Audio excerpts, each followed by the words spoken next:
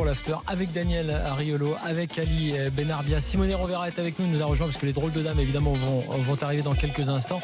Mais on va continuer à parler de l'Olympique lyonnais. L'avis tranché de Daniel, vous l'avez entendu tout à l'heure. Eh bien, il a fait réagir Jean-Michel Aulas qui a réagi sur Twitter et qui est avec nous en direct dans l'after. Bonsoir président. Bonsoir. Merci de répondre. Bonsoir. Alors déjà, tiens, avant de rentrer dans le fond, juste une petite question anecdotique, puisque Daniel s'étonnait que vous ne communiquiez que sur Twitter et que vous ne répondiez pas à ces demandes. Finalement, on arrive à se parler quand même, Jean-Michel Aulas. Mais il n'y a absolument aucun problème. À chaque fois qu'on m'a demandé d'intervenir, j'ai toujours accepté. Et je m'étonne que Daniel Riolo fasse une gloriole de laisser penser que je ne voudrais pas discuter avec lui ou échanger parce qu'il dit tellement de bêtises que ça mérite correction immédiatement. Alors, vous vouliez réagir justement. Vous avez peut-être changé de numéro de téléphone, c'est possible, hein, je suis désolé. J'ai entendu un certain nombre d'inepties. J'ai donc appelé directement RMC. Alors, je vous écoute. Mohamed, avec qui j'ai d'excellentes relations. Et je Mohamed Bouafsi, on rappelle. Comment puis-je Ça avoir tombe accès bien, nous à avons RMC? d'excellentes relations également. Et puis les choses se sont immédiatement faites. Donc déjà, ça permet de dire à Daniel que pourquoi ne répondrais-je pas à ce qu'il dit, et en particulier quand il dit des bêtises qui sont grosses comme lui, quoi. Ah, ben je vous La écoute. première bêtise que j'ai entendue tout Ouais. à l'heure, c'est de dire qu'il savait que je souhaitais me présenter à la présidence de l'ECA. Mais il n'y a pas plus gros mensonge que cette ineptie-là. Jamais j'ai imaginé pouvoir le faire. J'étais président, il était encore en culotte courte, du G14. Alors, monsieur Aulas, Donc, on va essayer de partir, non, mais on va essayer de attends, partir non, mais sur je vais des, aller on va jusqu'au essayer de bout. partir sur Attends, des. attends, juste- Tout est dit de cette manière-là. Non, mais C'est-à-dire ça, que c'est pas très grave. Non, mais attendez, On va essayer de parler du fond. Daniel. On va essayer de Non, parler mais du non fond. seulement- Attends, Attendez, président, non là, juste, seulement on a c'est anecdotique ça, la présidence C'est de ça, c'est l'ECA. très anecdotique Non, et non, j'ai bien attendez, dit, attendez, vous attendez. avez le droit de transformer mes mots, mais j'ai bien dit, si l'objectif est d'avoir ce comportement-là pour arriver à cette fin, Non, et j'ai bien tu dit as- et si. tu as dit, Mais bon, non, et j'ai pas dit que je sais, savais et que je vous vouliez. sais Hein. qu'il en meurt d'envie. Si je l'ai C'est dit, toi je qui l'as regrette, dit, on passe à autre chose, enregistré. on s'en fout. Hein. C'est pas très important ça. Hein. Si, c'est fondamental parce que c'est la méthode qui permet de faire dire aux gens des choses qui ne sont pas vraies et de s'approprier la vérité qui n'est pas la vérité. Donc, Bah, déjà, je vais sur ce réécouter point-là, ma jamais phrase. j'ai envisagé Si c'est de ça que l'être. j'ai dit Je sans vais mettre même de te si donner- je vais devant, même te vous avez donner, raison. parce que j'étais au Ok. conseil. Passons à autre Attendez, chose. président, allez-y. Je vais même te donner une information puisque j'étais au conseil d'administration de l'ECA. Ouais. C'est Andrea Agnelli qui va se présenter et qui sera élu. Il aura d'ailleurs tout mon soutien parce que c'est quelqu'un de formidable. C'est quelqu'un qui est président de club et d'un très grand club comme la Juventus. C'est quelqu'un aussi qui a des avis sur le management et la gestion du football moderne des clubs. Et comme par hasard, il a le même avis que moi. On peut en parler si tu veux, tu l'invites aussi. Et puis on fera un débat à 3 ou à 4 avec un certain nombre d'autres représentants européens. Et tu verras que je ne dis pas que des bêtises, en particulier quand c'est sur le plan économique. Parce que sur Alors, le plan est-ce qu'on économique, peut parler de ce que j'ai dit réellement? On va mais juste- sur le plan économique. Oui, sur le plan Jean-Michel Aulas, économique, vous voulez on peut parler quand même de ce discuter. que vous avez dit sur le Paris Saint-Germain, puisque c'était de ça, hein, de cet exemple-là Est-ce qui que, était vous, parti est-ce que vous Daniel. pouvez parler de ce que j'ai dit réellement et du combat que vous menez et si vous m'avez entendu, j'ai dit qu'il y a plein de points sur lesquels, alors à moins que vous ayez très mal entendu ou que vous ayez mal rapporté les choses, qu'il y a plein de points avec lesquels j'étais prêt à me mettre derrière vous si vous sortiez d'une vision J'ai pas besoin franco-française. que Daniel Riolo soit derrière moi. Mais enfin, Ben, je viens de le dire. Bon, alors, soit vous avez appelé pour qu'on se rentre dedans, soit on essaye d'être constructif.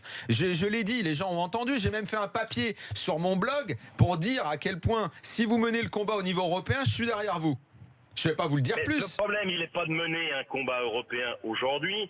Le président a répondu de manière très claire aux journalistes de l'équipe que j'ai rencontrés en même temps sur le sujet, que les sanctions du Financial Fair Play seront appliquées avec le rythme qui est le leur, c'est-à-dire avec un an de décalage, puisque c'est sur les comptes qui sont arrêtés. Et donc, il n'y a pas besoin, on est parfaitement en ligne avec ce que souhaite faire l'UEFA. C'est une application très stricte du Financial Fair Play. Et j'ai même tendance à penser que le nouveau président Séverine a beaucoup de raisons politiques à vouloir démontrer qu'il est tout à fait capable de faire respecter des règles qui ont été édictées par son prédécesseur. On est tous d'accord Donc, là-dessus, y a monsieur pas de Aulas. On divergence est tous là-dessus. d'accord. Je suis Après, avec on vous parle là-dessus. on parle de ce qui vient de se faire en France. Si Je vous voulez, suis y a pas de d'accord. Je souci. vous pose une question. Est-ce que vous pouvez nous expliquer J'y réponds. comment, mais là-dessus on est d'accord, comment on va pouvoir ramener le PSG à des limites françaises? Comment votre cri où vous parlez de distorsion de concurrence, où vous dites que ça ne va pas apporter de bonnes choses à la Ligue 1, comment on va faire? Concrètement, comment on fait?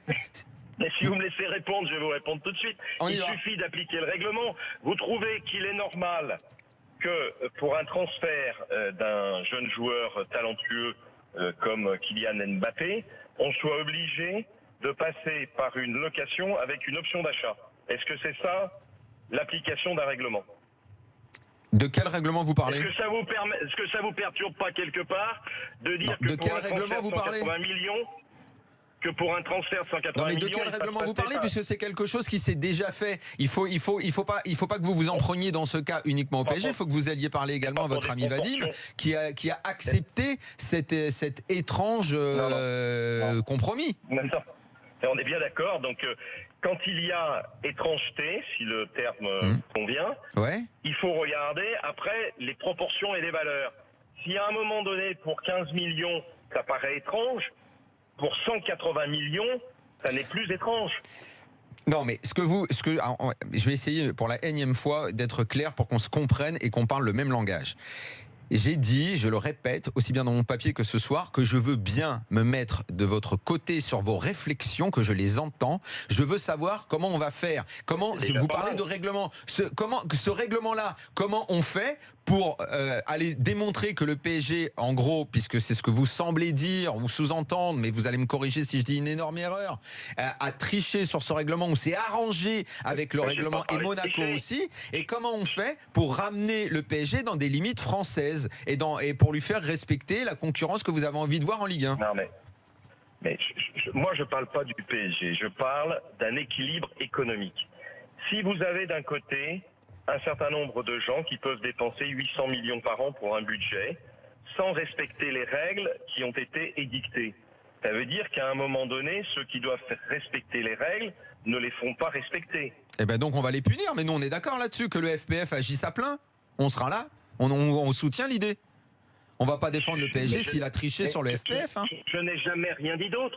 Je dis aussi que quand le PSG fait revenir Neymar à Paris, c'est mieux que Neymar joue à Paris plutôt qu'il joue à Barcelone. Mais que dans 5 ans, et vous serez peut-être plus à RMC pour expliquer vos thèses, mais moi je serai toujours président de club, pour les présidents de club qui ont investi des sommes et qui sont obligés de suivre une surenchère qui est une surenchère excessivement importante, on va déséquilibrer l'ensemble du football français. Et moi, je ne parle pas du PSG, je parle de tous les autres. Je dis qu'on est... Mais on est d'accord que le combat n'a de valeur que si le PSG, qui n'est pas un concurrent uniquement de Lyon, mais qui est un concurrent du Barça, du Real, du Bayern, de la Juve et de votre ami Agnelli, il va falloir que ce combat soit mené. Parce que quand le Real prête Rames au Bayern, c'est la même chose, c'est un prêt aussi. Donc, soit... ce combat, on le mène avec tous les concurrents, puisque vous parlez de concurrence. Mais la concurrence au niveau Ligue 1, j'ai presque envie de vous dire que le PSG s'en fout. Ils n'ont pas besoin d'Mbappé, ils n'ont pas besoin de Neymar pour mettre une raclée à Lyon, puisqu'ils le font sans eux. Le problème, c'est le niveau européen. Si vous vous battez au niveau européen avec vos amis à l'ECA, et si vous n'avez pas été, si vous ne voulez pas être le président, que Agnelli le soit, mais on vous soutiendra. Pourquoi vous allez porter le combat d'un salary cap, d'une limitation de joueurs dans l'effectif? Je ne sais pas. Tous les combats que vous pourrez mener pour qu'il y ait une concurrence saine et loyale, on sera avec vous. Daniel, laisse répondre président Wallace. Si vous connaissiez mieux le Financial Fair Play, la limitation du nombre de joueurs, elle existe déjà.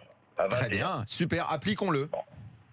Et le salarié cap, président, elle est appliquée pour la Coupe d'Europe, sur la liste de Coupe d'Europe. Pas sur les championnats, mais pas en championnat. Vous pouvez inscrire que les joueurs qui sont qualifiés. Mais pas en championnat, donc il faudrait que vous fassiez appliquer ça au niveau national.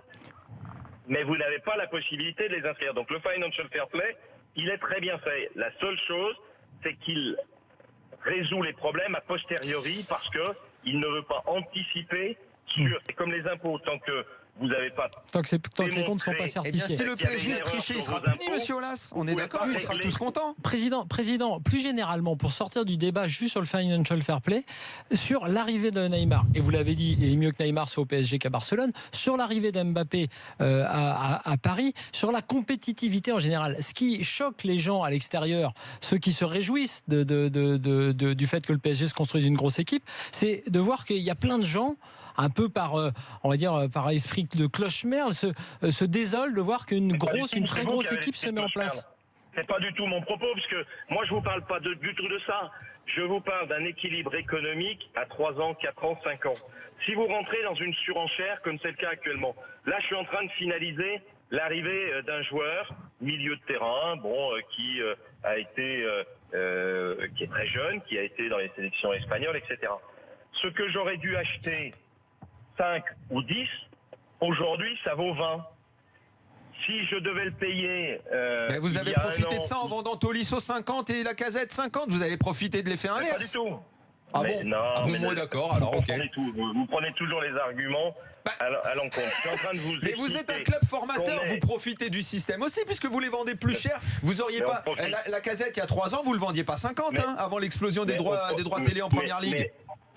Non, mais on ne profite absolument de rien. On est dans une situation où il faut... à un moment donné, vendre pour pouvoir équilibrer les comptes parce qu'il y a une inflation salariale qui est énorme. Et dans 2 ans ou dans 3 ans, demandez à Nice, demandez à Lille, demandez à Saint-Étienne, demandez à Bordeaux, demandez à tous les clubs qui ont des revenus qui sont des revenus réels, économiques et qui n'ont pas des revenus surnaturels, comment ils pourront faire si la hausse salariale et l'inflation salariale est de 50-100%, comme cette année, ça a été le cas. On ne pourra pas suivre. Donc on le fait 1 année ou 2 années en prenant des risques majeurs, et qui, sur le plan sportif, si ça ne réussit pas, entraîne dans une situation catastrophique. Mais monsieur Aulas, en Espagne, Séville ne suit pas le Real. Non mais monsieur Aulas, Séville en Espagne ne suit pas le Real, et vous ne pouvez pas suivre le PSG, quel est le problème? Mais ça c'est faux. Non mais attendez, excusez-moi, il faut dire des choses qui sont la réalité. De la même manière que je suis pas candidat à la présidence de l'ECA, vous pouvez pas dire que le Real a une situation économique qui n'est pas bonne. Ils ont des revenus. J'ai pas dit qu'ils avaient une situation économique pas bonne, voyons. Mais de qu'est-ce que vous inventez? Ils en ont eu pas bonne, ils se sont construits sur la dette dans les années 2000. Votre ami Florentino Pérez vous l'a certainement dit. Mais c'est vrai, mais pas aujourd'hui. Non, pas aujourd'hui. C'est vrai, pas aujourd'hui. Non, mais moi je disais que vous pourriez être le Séville du PSG. Séville n'a pas du tout les mêmes moyens que le Real. Oui, tout à fait, mais je n'ai pas dit ça. Mais ceci étant, si vous prenez ce problème des droits télé, par exemple l'Espagne, avec le Real, avec le Barça, a réussi à vendre ses droits télévisés 1,4 milliard, là où la France est à 650 millions. Mais ça va monter. Vous connaissez quels sont les opérateurs en France? Oui. Ce sont Canal et ce sont beIN. Et SFR. Et SFR bientôt peut-être. Avec une puissance de feu aussi importante qu'à le Qatar, on puisse d'un côté donner des centaines de millions à un club et pas des centaines de millions à tous les autres clubs par le biais de beIN. Et d'un autre côté, Jean-Michel Aulas, il y a un autre cercle vertueux, c'est que l'arrivée de ces joueurs-là dans le championnat, dans la Ligue 1, va faire monter les droits télé, et vous allez en profiter, vous et les autres clubs aussi. Non mais ça aussi, c'est du rêve. Mais non, vous verrez. Monsieur Aulas, vous pensez sincèrement que les droits télé vont pas monter? Et ils vont pas monter parce qu'ils ont déjà été vendus pour les 4 années qui viennent. Ah non, mais l'appel d'offres, il y a un appel d'offres pour le prochain. Non, mais l'appel d'offres qui va avoir lieu l'année prochaine. Vous ne laissez jamais répondre. Allez-y. Laissez-moi répondre. Enfin, quand même. On écoute, Soyez pas bornés de cette manière-là. Si je vous dis qu'ils vont peut-être monter, mais dans 4 ans, c'est que c'est la réalité. Et deuxièmement, pour qu'ils puissent monter, c'est pour ça que je fais un plaidoyer en ce moment, parce que je veux que tout le monde en prenne connaissance, il faut que beIN ne fasse pas ce qu'il a fait il y a 2 ans, c'est-à-dire se retire de l'appel d'offres en pleine concurrence. Ça, on verra. Attendez, ça d'abord, on verra. En matière d'appel d'offres, on a tout vu dans le paysage français. On a même vu au milieu des années 2000, et vous le savez très bien, un opérateur donner plus d'argent qu'un autre, et on l'a donné à l'historique qui en donnait moins. Donc peut-être qu'à un moment ou un autre, on va arrêter de se tromper au moment de l'appel d'offres, puisque vous savez d'ailleurs que sur le précédent, il avait été lancé un peu trop tôt. Là, il va être lancé en 2018, monsieur Aulas. 2018, c'est l'année prochaine. Et l'année prochaine, je peux vous garantir, et si vous pensez le contraire, il va falloir aller discuter avec votre amie Madame Bois de la Tour et avec votre ami Monsieur Quillot, parce que là-dessus ils sont pas du tout d'accord avec vous, ça je vous le garantis. Et ils pensent sincèrement que les droits de la Ligue 1 vont augmenter et que tout le monde va en profiter.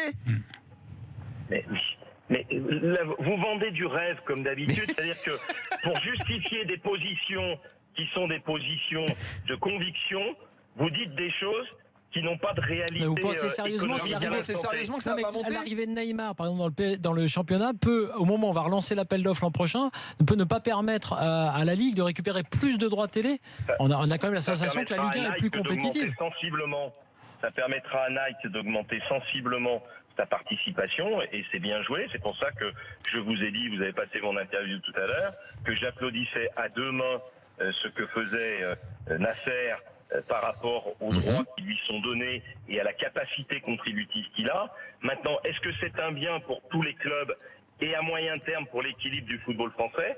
Je vous dis qu'il y a un risque et c'est uniquement ça ce que j'ai voulu dire. Maintenant, moi je suis pas contre le PSG quand le PSG fait des acquisitions sur des joueurs étrangers. Je dis simplement qu'il y a un certain nombre de règles et je voudrais que les règles soient les mêmes pour tout le monde. Sur le plan du financial fair play, je peux vous assurer que l'année prochaine, les règles seront appliquées a posteriori puisqu'il faut avoir le résultat des comptes 2017-2018. Aucun problème, on est pour. Hein. Après, sur le plan français, je vous dis aussi que une location avec une option d'achat obligatoire à 180 millions, ça me paraît étonnant. Voilà, c'est tout. Ali Et si Benarbia j'étais qui est avec nous. journaliste, oui. Alors, vous savez, ça a déjà été fait. Le PSG, en fait, ne fait que faire des choses qui ont déjà été faites par d'autres grands clubs. On en a déjà parlé. Ali Benarbia, président Oui. Wallace, est avec nous. Il va vous poser une Je parle question. du championnat français, là. Mais même dans le championnat de France. Non, moi je vais rester dans le Ah oui championnat. Ah, Oui, d'accord. oui, monsieur Aulas. Vous avez déjà bonsoir. eu des locations avec des options aussi importantes? Non, pas sur ce prix-là. Mais de toute Pas façon, sur ce prix, mais ça a déjà été fait. bonsoir, monsieur Aulas. Moi, je vais parler que du championnat de France parce que c'est que le championnat de France qui m'intéresse. Je pense que les exemples Neymar et Mbappé, je ne crois pas qu'on en aura après. Ce sera un ou deux joueurs, pas plus de ce style de joueur, puisque ça fait longtemps qu'il n'y a pas un joueur qui a été autant demandé par le Real ou par des grands clubs comme Mbappé. C'est le seul. Par contre, quand vous avez parlé des clubs comme Bordeaux, comme Saint-Étienne, comme d'autres clubs en France, déjà, on ne peut pas comparer les salaires déjà des joueurs de l'AS Monaco, des joueurs du PSG, et à moindre ceux de Lyon comparés avec ces autres clubs. Peut-être parce qu'ils n'en ont pas les moyens, et c'est pas pour autant qu'ils ont un problème de salaire. Déjà, avant, quand il y avait les 4-5 clubs, et vous le savez très bien, Président, où il y avait des salaires très conséquents, il n'y a jamais eu de problème pour les autres clubs qui n'en avaient pas les moyens de construire quand même une équipe pour la Ligue 1, et c'est pas pour autant qu'ils trouvaient normal que Lyon, que le PSG ou Monaco étaient bien au-dessus. Ça n'a jamais causé de problème. Donc je ne pense pas que ça cause un Et problème pour lui-même les a beaucoup autres milité clubs. pour l'élitisme Oui, dans le mais il y avait football. pas de Il en était le Les, porte-parole. les ressources de Lyon ou les ressources de Saint-Étienne ou les ressources de Nice sont des ressources qui sont procurées par l'exploitation et non pas par des sommes qui sont, je dirais, incontrôlées ou qui sont issues d'un État. Vous voyez bien qu'aujourd'hui, il y a une disproportion. Aujourd'hui, je pense que le budget du PSG avoisine plutôt les 700 ou les 800 millions par an et la moyenne des clubs du championnat de France plutôt de l'ordre de 65 millions. Non mais monsieur On est dans là, un rapport C'est la même chose en Espagne. non mais cette histoire, non, pas du tout. cette histoire Non, pas du d'État, quand il y a des investisseurs chinois à l'Inter, à Mais ça n'a Milan, rien à voir. C'est des sociétés chinoises. Et c'est là où qui où vous participent avez d'un un programme déficit. qui participent Vous d'un avez un programme déficit. d'État. C'est Excusez-moi. l'État qui développe un Excusez-moi. programme de développement Non, non. footballistique Non. et qui demande aux Non, non, entreprises vous avez un chinoises déficit. de venir investir dans les Exactement. clubs européens. Voilà. Je suis désolé, avez- l'État chinois intervient d'une C'est une façon technique pour détournée. empêcher- Allez-y. C'est une technique pour m'empêcher de parler, de Non. me couper sans arrêt. C'est pas la peine de m'inviter sur votre antenne. Mais Vous si, faites vous avez- comme d'habitude vous avez un le temps, monologue, non, et vous avez le avez temps. raison à la fin puisque personne ne vous contredit. Mais si, allez-y, Là, en vous avez le l'occurrence, temps, président Wallace. l'investissement, là en l'occurrence, Ah, on a été coupé. plusieurs centaines de millions d'euros et l'investissement de sociétés chinoises de éventuellement 100 millions, puisque c'était le cas pour 20% du capital, n'ont rien à voir. Dans un cas, ce sont des sociétés qui investissent dans une autre société. Dans un autre cas, ce sont des subventions, ce sont des aides Non. d'État. Non. Donc ça n'a rien à voir. Non, monsieur Aulas, moi, si vous prenez Milan et l'Inter, ce sont des investisseurs chinois qui viennent, soutenus par l'État. Et juridiquement, et vous le C'est savez pas très ça, bien, non, non. vous le savez très bien, juridiquement, le PSG n'appartient pas à Non, l'État non, du Qatar, juridiquement. non, c'est Vous, qui QSI. voulez respecter et qui tenez à un respect de la lettre et de la loi, vous ne pouvez pas dire que le PSG appartient Daniel. à un État. Daniel, il faut dire une chose, qu'il y a cette semaine, l'État chinois a fait une loi en disant que l'investissement dans le monde du football n'est plus rentable. Donc, s'il y avait des investissements à faire en Europe, les footballs aujourd'hui n'est plus rentable. Donc tous les investissements faits jusqu'à maintenant, ok. Pour l'avenir, l'État chinois, voilà, je dis pas interdit. Très bien. Mais je c'est pas déconseille. l'État chinois, On est dans deux systèmes totalement différents. Dans un cas, Milan et l'Inter, que je connais très bien, parce que je connais très bien les deux actionnaires. Ce sont des sociétés qui sont des sociétés de droit capitalistique. Dans un autre cas, on est dans un État qui investit, ce sont donc des subventions, des aides d'État. Dans le cas des Chinois, dans le cas du Milan AC, comme ils n'arrivaient pas à retenir les fonds qui étaient assez importants, ils ont demandé l'apport d'une société de financement qui est une société de financement américaine, le groupe, alors je ne sais plus s'il est d'origine néo-zélandaise ou américaine, c'est le groupe Elliott. Mais c'est aussi une société, c'est un fonds d'investissement, ça n'est pas l'État. L'État définit une stratégie en Chine et après des sociétés appliquent éventuellement cette stratégie. Ouais. Là, on est dans un cas qui est différent. Mais encore une fois, juridiquement, le PSG n'appartient pas à l'État du Qatar. Non, ça appartient à juridiquement, c'est faux. Président Aulas, merci en tout cas d'avoir été avec nous. C'est bien, on a pu débattre. Ça permet au moins de temps en temps de corriger des sombres erreurs. Mais il n'y avait pas d'erreur, monsieur Aulas, Président, vous savez bien. l'important c'est de débattre. Vous êtes le bienvenu. Et vous le savez. Et ceci étant, ça me permet aussi de montrer que quand il y a débat, je suis toujours présent. J'ai déjà débattu à de nombreuses reprises avec Daniel Riolo et quand on m'invite, je suis toujours là parce que j'ai horreur qu'on puisse dire que je n'aurais pas, soi-disant, envie de débattre avec Daniel Riolo ou avec d'autres. Et surtout, vous avez toujours là pour rectifier un certain nombre de choses. Et vous verrez que dans 4-5 ans, ce qui a été dit aujourd'hui, vous pourrez vous le ressentir. On va l'écouter. Monsieur Aulas, mais je vous promets, au lieu de penser systématiquement à rectifier, écoutez bien ou lisez ce que je dis, vous allez voir que sur ce dossier-là, il y a plein de choses où je me mettais derrière vous et je vous encourageais à aller plus loin. Je vais vous faire évoluer, Daniel, si vous m'écoutez un peu plus. Président Aulas, l'important surtout, ce qu'on a vu ce soir, c'est que vous écoutez l'after et que vous appelez au 32-16 aussi. Donc là, quand même, c'est quand même pour nous, c'est un honneur. On l'invitera au café du commerce. Président, oui, voilà. Et mon ami Mohamed m'avait incité à le faire et je le fais volontiers. Très bien. Mohamed Bouafsi, que vous retrouvez tous les soirs dans Breaking Foot maintenant à 19h. Merci Président Aulas, en tout cas. C'est très sympa. Bonne soirée. Et on a pu débattre. À bientôt. Bien sûr, sans rancune. Le président Aulas qui est avec nous. On va quand même donner la parole à Jean-Claude puisque les supporters lyonnais nous appellent en nombre. Jean-Claude, le fameux supporter lyonnais dont parlait Daniel tout à l'heure. Mon nouvel ami Jean-Claude. Un avocat. Non, mais pour en revenir à ce que disait Daniel, le PSG n'appartient pas au Qatar. Chacun a donné. Chacun appartient à QSI. À QSI, oui, c'est une société. Jean-Claude, tu as entendu Jean-Michel Aulas, le président, qui s'est défendu lui-même, parce que tu es souvent son avocat dans l'after. Mais oui, mais c'est très bien. Et moi, alors bon, très très bien, le président. Là, il ne peut pas aller peut-être aussi loin qu'ont envie d'aller certains supporters. Moi, je retiens l'intervention de Maxime avant, qui a dit à juste titre, qui a parlé d'une espèce de.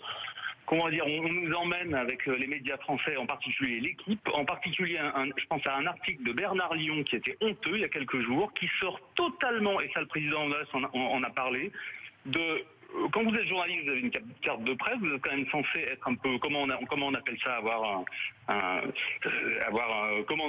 être objectif, voilà. Et il n'y a aucune objectivité avec le PSG. Vous ne vous étonnez de rien. C'est-à-dire le montage financier pour Mbappé avec un prêt énorme, ça ne vous étonne pas. Donc moi, je veux dire, au bout d'un moment, j'ai envie de dire, si le président Aulas entend encore, il y a dans le droit français, on peut porter plainte pour. On peut très bien. Là, en l'occurrence, la concurrence, elle est déloyale. Moi, j'ai envie que l'OL porte plainte pour concurrence déloyale. On peut pas se battre. On ne peut pas se battre. Nous, on a envie de jouer la première place, par exemple. Quand on vous écoute tout à l'heure, Daniel Riolo disait non, mais là, voilà, il faut penser à l'Europe. Alors, je vous soutiens sur l'Europe en sachant très bien qu'au niveau européen, on n'aura rien parce que les clubs entre eux, pour avoir un accord. Et alors, qu'est-ce qu'il faut faire, Jean-Claude ? Il faut penser uniquement à la petite concurrence en Ligue 1 et on n'a plus aucune chance de faire quoi que ce soit en Europe. Ni toi avec ton Lyon, ni le PSG, ni Monaco, ni personne. Mais non, mais moi je te parle pas de mon Lyon. C'est vrai, je suis supporter de Lyon, mais très franchement, honnêtement, au fond de moi-même, quand Auxerre a été champion de France il y a quelques années, j'ai trouvé ça génial. Ça, je l'ai déjà dit. Oui, mais Jean-Claude, l'histoire du petit, ça ne marche pas au niveau européen. L'histoire du petit qui gagne, ça ne marche pas. Si tu ne te bats pas avec les mêmes armes que eux, tu n'y arriveras pas. Et l'histoire du prêt, ils le font tous. L'histoire du prêt, ils le font. Tu ne comprends pas. On a envie en France d'avoir tous les clubs, là je parle pour mes amis stéphanois, bordelais, la possibilité d'être champion de France. Mais tu n'as pas compris. Ça n'est pas la vie. En Espagne, il y a Villarreal, ils n'ont pas l'opportunité d'être champions. Et en Allemagne aussi. C'est pareil. Et en Allemagne, c'est pareil. Même Schalke qui a 250 millions, ils ne seront pas champions. Oui, vas-y. Le foot, ça n'a jamais été ça, Jean-Claude, le foot. C'est très bien. Si la France est un peu différente, j'ai envie qu'elle Elle continue n'est pas à différente. Elle a été toute sa vie différente. D'ailleurs, elle n'a jamais été. Il y a un concurrent en Coupe d'Europe à cause de cette vision-là. Jean-Claude, quand Lyon est champion pendant 7 ans. Ça lui pose aucun problème, Jean-Claude. Non, c'est pas ça. Si Monaco est champion pendant 10 ans, si Marseille l'a été pendant 5 ans, à un moment ou un autre, c'était bien pour quelque chose, Jean-Claude. Combien de fois faudra-t-il vous répondre que l'argent d'un État richissime qui s'appelle le Qatar... Ce n'est pas l'argent d'un État, tu as oublié. Non, mais Jean-Claude, allez, on va pas repartir sur le débat. Ce n'est pas l'argent d'un État, c'est l'argent d'une société qatari. Ça n'a rien à voir. Mais va voir comment ont été gérés des clubs comme le Barça, le Real, comment Chelsea, comment Manchester United, comment ces clubs-là, les interventions étatiques en Italie pour sauver des clubs comme Milan, comme l'Inter. Le jour où on se battra tous avec des épées en mousse, je t'assure, Jean-Claude, que je serai de ton côté. Le problème, c'est que les épées, elles sont pas en mousse. Allez, Jean-Claude a été avec nous, supporter de Lyon. Elles sont en métal et très tranchant. Et on remercie aussi c'est incroyable de pas comprendre ça. Le président Aulas qui était avec nous. On va passer au drôle de dame quand même parce qu'on a fait un gros chapitre sur l'OL ce soir. Vous pouvez réagir sur le hashtag RMC Live. Tout de suite, l'avis tranché de nos drôles de dames. Et on va commencer avec Philippe Auclair. À tout de suite.